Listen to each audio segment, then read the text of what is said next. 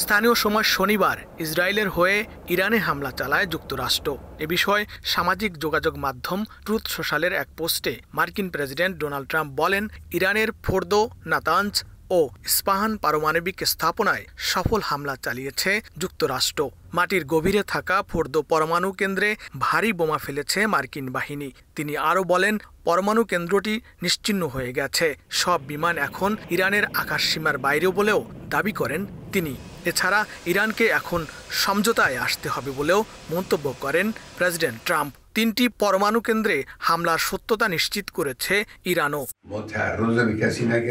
এ ঘটনার পর নিজের টেলিগ্রামের গত বুধবারের একই ভিডিও শেয়ার করেন ইরানের সর্বোচ্চ ধর্মীয় নেতা আয়াতুল্লাহ আলী খামেনি। ভিডিওতে খামেনি বলেন, যুক্তরাষ্ট্র যদি যুদ্ধে জড়ায় তাহলে ইরানের চেয়ে বড় ক্ষতির মুখে পড়বে।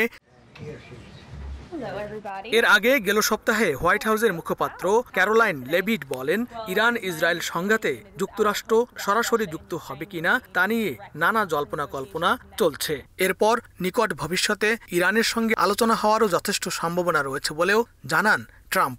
আগামী 2 সপ্তাহের মধ্যেই নিজের সিদ্ধান্ত জানানোর কথাও বলছিলেন তিনি।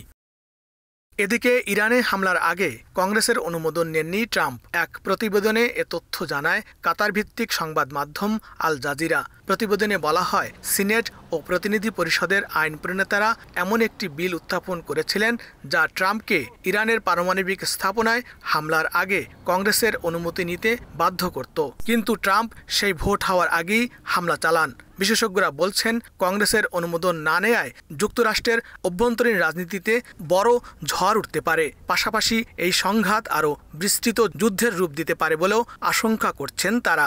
যুক্তরাষ্ট্রের এই সিদ্ধান্তকে সাহসী পদক্ষেপ বলে আখ্যা দিয়েছেন ইসরায়েলের সাবেক প্রতিরক্ষা মন্ত্রী ইয়োভ গ্ল্যান্ড।